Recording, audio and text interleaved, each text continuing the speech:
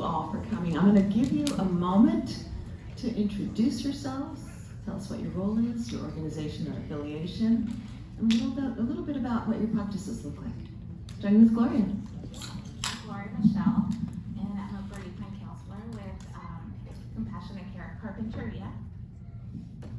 Virginia Moreno, also from Compassionate Care Carpinteria, but our main office is in Santa Barbara, Hospice of Santa Barbara. I'm Crystal Germanetti. I'm an associate marriage and family therapist with SB's Family Counseling and Wellness. We're a group practice that treats individuals, families, and couples.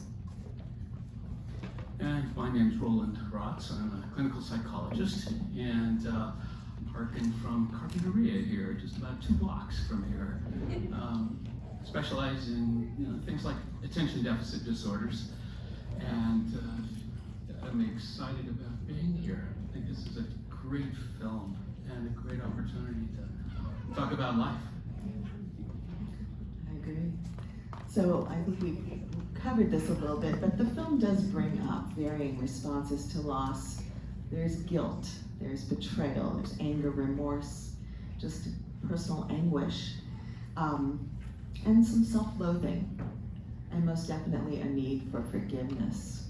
So my first question would be, and we can start with you, Roland, what is your initial response to the protagonist's journey?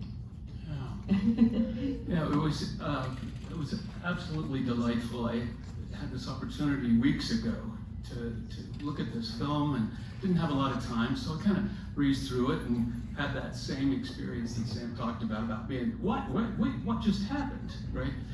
And then had another opportunity to look at it again today. This is a film you need to see twice, at least, because you start to realize all of the little pieces of not only foreshadowing, but also the subtleties, and it is powerful and well done. Initially, I thought, wow, this is a pretty common response to separation, divorce, loss, and then it got messy, right? It got really complex. And so initial response was, yeah, this is a lot of what comes in the office, right? Somebody's hurting and in pain, and it shows up with all of these same feelings of loss and what's happening, how do I get this back, that kind of a thing. Happy to talk about the other part, but I'm kind of curious about what your experiences were. Mine? Yeah. Oh, you really want to know? Yeah. First, let's say, my reaction, I had just been, I had a migraine for 2 days, and so I was told to watch the video and respond to it, and I thought, oh, you bastard, of course you did. And then I thought, wow, I see this in the office all the time, and I had to watch it again, and it was like, yep, this is what we work with at Hospice of Santa Barbara, and here in Carpinteria, we mainly work with bereavement or anticipatory grief. There were a lot of symbols, like when you threw the bottle beer down and it shattered pieces of glasses. I'm like, those are all the problems you had that you didn't want to see, and then work through them. So I read a lot into the messages, like you were talking about. And then, yeah, that forgiveness part, and the guilt and the shame and the anger. And then it was like, you go girl, you loved him. And then it's like, oh yeah, don't look at your phone. So a lot of messages were coming up. You guys did a great job. And so yes, we work with those issues at Hospice of Santa Barbara, of sitting with the client, and we take little snippets of what's going on, what happened, when I do an assessment, when the client first comes in after their loved one has died or is about to die, I do a thorough assessment from how did you meet, how many times did you date, how did you decide to say yes, and then I ask about affairs, I ask about everything. I wanted to be a private investigator, and then I took a psychology class at TVA. So that's part, I ask a lot of questions, so if you ever come see me, come prepared to answer those questions. Yes. Crystal, you are an associate marriage and family therapist, so this is going to cross your path, possibly darken your door. What is your response? Yeah, absolutely. A beautiful film, beautiful production. I loved the themes and the symbolism that was being shown. Initial response was very similar, where it's like, okay, yeah, this is a pretty normal response to a breakup and that loss and grief over a relationship. And watching it again and realizing afterwards that she was gone, really thinking about the complexity of the human mind and how our mind, our psyche really works with processing information and experiences in order to protect us and keep us alive and surviving. And that's what I really saw with Trevor, is he was in survival mode and he was just trying to stay alive and make it through. Gloria, I know that you primarily work with children. Is the response for kids who are reconciling a sudden loss similar to the way you would treat an adult? It's quite different. But I'll speak to your first question if that's okay, and I'll piggyback to what you had to say. I felt like he was in survival mode the entire time. And we saw the compounding loss, we saw those layers. There were so many pieces to what he was showing us in the film. I had to watch it 5 times, I must be honest, because every single time I kept going back and noticing different things. But it was great, beautiful film. I'm wondering about the unresolved trauma issue, because clearly there was a reference to Trevor's father, and you could see that he had suffered. When you're approaching a client like this, what kind of bereavement counseling would you offer to someone who is experiencing unresolved trauma? Well, I'll give you a brief story to help you understand the range of this. When I was about 16, I had my driver's license, and so I was assigned the duty of going and hanging out with my grandfather. Now, my grandfather was someone who was driving the car when he got into an accident, and my grandmother died. Okay, and so all of the grandkids were kind of assigned time to hang out with Grandpa. And I didn't have a clue about what was going on. Now I do, right? So mine was Saturday morning. I go in, and he doesn't answer the door, but I have a way to get in, and I hear him kind of talking in the bedroom. I go in, go, Grandpa, what's up? And he's sitting up in bed, and he goes, oh, hi, it's good to see you. I go, what are you doing? I hear you talking in here. Yeah, I'm just talking to your grandma. Grandpa's dead. Yeah, I know. She comes and sees me every morning. Okay. So when we talk about bereavement, and we talk about this amazing brain we have and the capacity to try to soothe or to try to find a way to cope, I mean, we have Trevor, going on for months in a delusional state, in my mind, and really struggling. And, like the capacity to be able to do that. In fact, I have to ask you, how did you get your eyes to dilate in that last scene when you realized, that was exquisite. You want to keep that. That's a great thing for your own portfolio. Because my experience was, initially, because of his delusion, he was hopeful. But it was distorted, right? We come to find out that grief is about that ship sailed. Now it's about accepting it. But it's like you said, Sam, the forgiveness that he was able to work through with that therapist, right? In part was what allowed him to be able to face this music. And in my business, now the work starts, right? Now we have to really get into the weeds about what it was, the isolation, and well put, just how isolated he was. And it was about him for the fix. When are you coming back? And I'm a little frustrated. You haven't come back sooner. Come on, Lindsay. I said I'm Yeah. sorry. Yeah. Anyway, enough about that. No, it's What do you great. think? Yeah, you're right on. Yeah, with the grieving, it's, just being there holding, what's the question?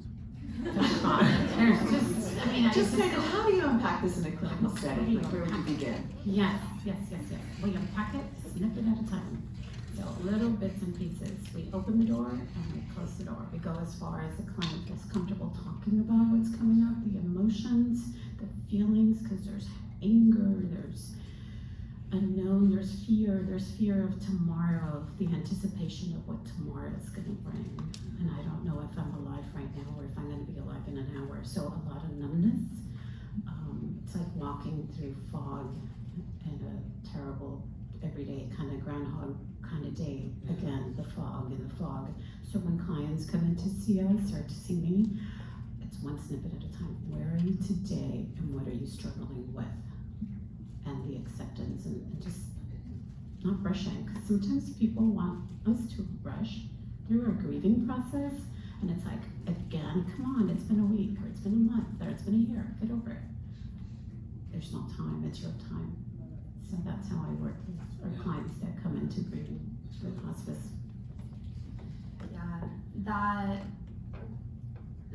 external pressure to move through the grieving process can actually become a barrier to moving through it. And one of my biggest reminders to my clients that that's showing up is if it's still showing up and it's still on your mind or on your heart, then it's still something that needs to be worked through, and that's okay.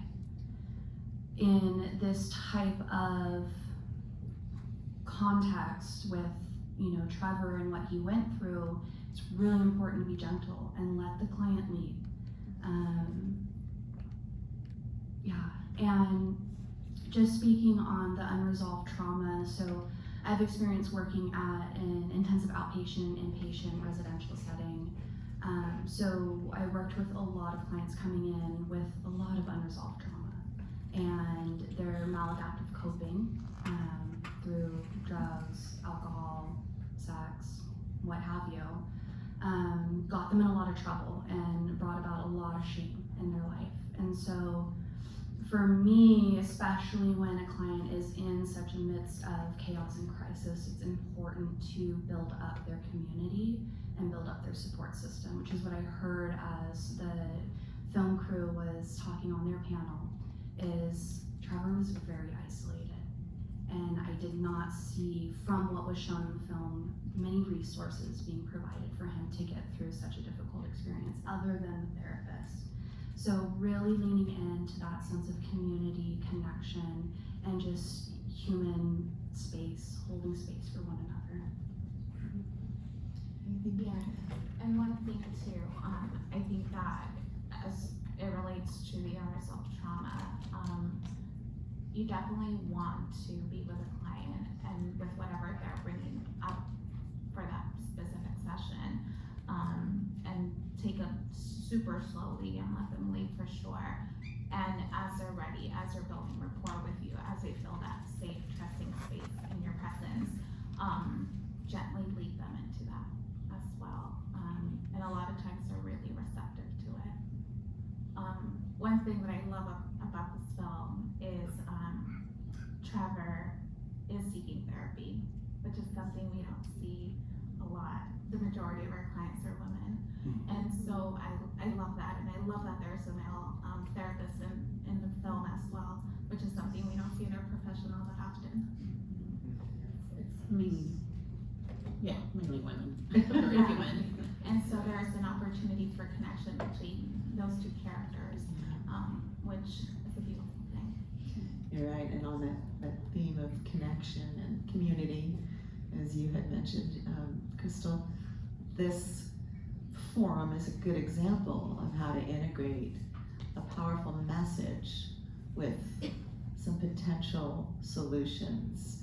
From your perspective, how can communities build on that idea of integrating the arts with mental health issues to elevate and eliminate some of the ones that are kind of hiding in darkness? I mean, I would say media in general really plays off of the use of storytelling that we've used throughout the ages. And we've used storytelling to learn about values, to learn wisdom, and to learn important lessons, and to be able to pass that wisdom down to the next generation. So with the media and where it's at now, we're not only getting the verbal storytelling, we are getting the visual and the audio as well. And so it's entering in a lot of different ways to receive the information. It's helping us have such a richer experience with that information and with those lessons learned. I'm reading a book right now called Your Brain on Art. And it's an exquisite book because these women, and I apologize, I don't remember their names, but they have done an amazing job of gathering research to really talk about how incredibly valuable the creative process is. We were talking about it for the soul. We're talking about actually building new neural networks in your brain with just 20 minutes a day. And that's grabbing that ukulele and strumming it a few times. So I actually think it's an incredible thing. Overcoming grief and loss is something that's a part of almost every one of our lives. And in doing something like that, we have wonderful resources here in this community as well. You know, there are the therapists besides myself and us. But the other thing is being a part of another community, the Women's Club. You know, I'm a Rotarian. I get to hang out with these people, wonderful lives. But because it expects of you, it provides reality contact. You know, there are just so many pieces that really work from that perspective. So getting out and doing art, go to the Art Center. I mean, it's a wonderful resource. Oh my God, just hang out at Island Brewery if you want. That works too. He's always creating new beers down there. There's always music too. And tasting them is part of the creative process.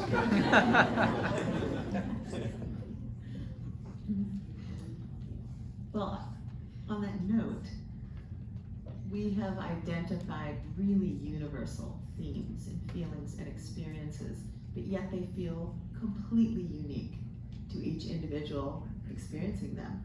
I'm sure there are people in the audience or people who will be viewing this film who might be reluctant to reach out to a counselor, who might think that they're going to do this on their own.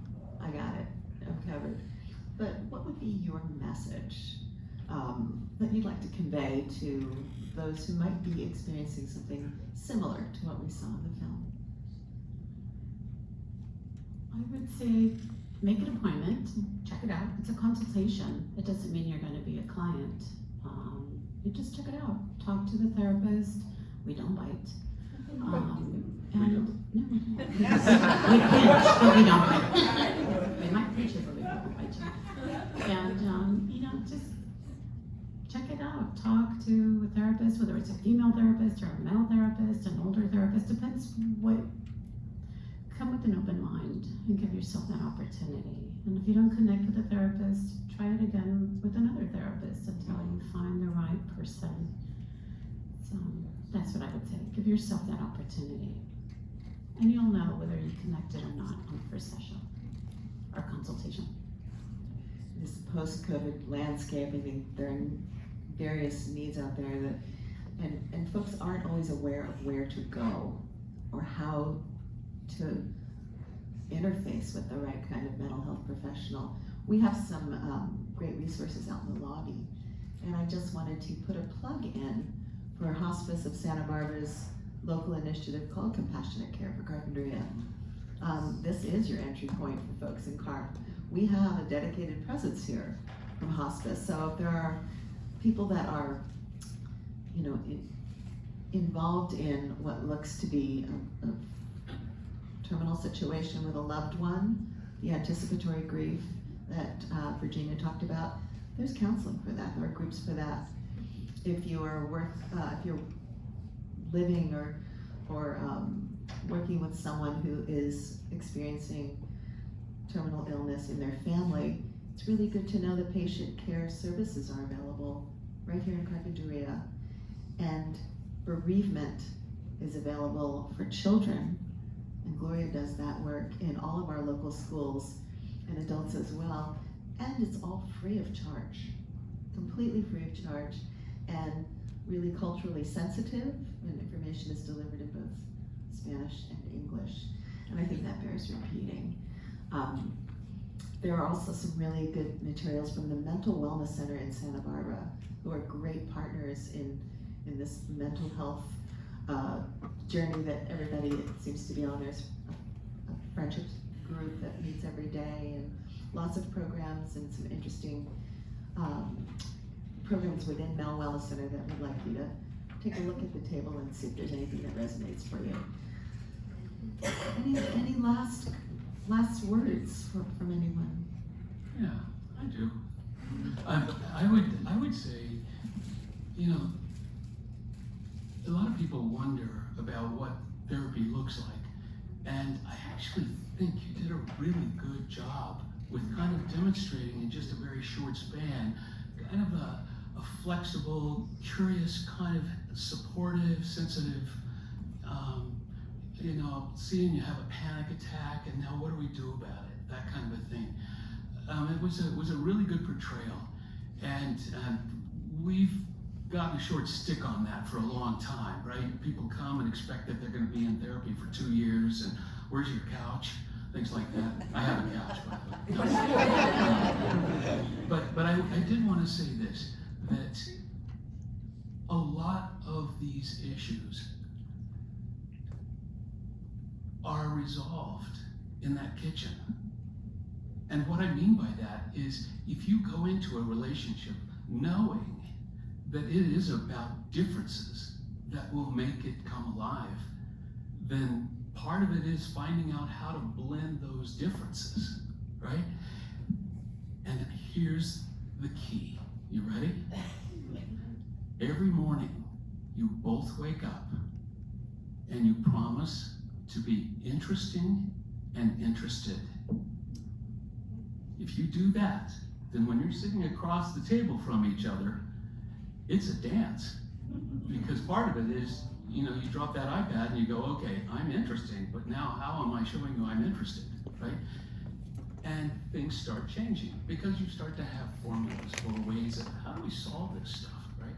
And that's a big deal in life because we all go through these experiences.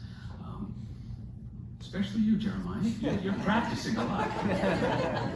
But it's a powerful part of life, and it's an important piece of life. And I love it when somebody comes in and we kind of figure it out and they're done in 1 or 2 sessions. They kind of got it, right? And sometimes it's harder. You know, Trevor, he's going to spend a little time in therapy because there was a lot to unpack, and it's okay. And that part really is okay. And that's the message I wanted to make sure, that there's a lot of life that's happening in that kitchen, and that's where a lot of it gets resolved, right there. If you get stuck, come and see us. Go to the kitchen. We have a kitchen at Hospice of Santa Barbara. That's a beautiful kitchen. Very beautiful kitchen. I'll be right over. Yes, okay. Since you spoke about the morning, I'll speak about the evening when you're getting ready to go to bed and kiss each other goodnight. It's to say thank you and I love you and I appreciate everything you do, because we forget, and you know, a lot of people die in their sleep. So we're not guaranteed we're gonna wake up. So say thank you and I love you. I appreciate you. I see you. Thank you for all you do, because we forget. And also, never forget that, you know, how much you love each other, and continue dating each other. Just because you've been married 3 years or 7 years or 10 or 40 or 70, be boyfriend and girlfriend every single day. Remember why you found love. So that's what I have to say. Wonderful. Well, thank all of you for the work you do. Thank you for meeting people where they are. Thank you for helping to destigmatize the entire industry, people shouldn't be afraid to ask for help. Help is available, and it's gentle, and it's not gonna change you, and there's nothing wrong. It's great to be a part of the film. Yeah. So I want to thank all of you for being here today.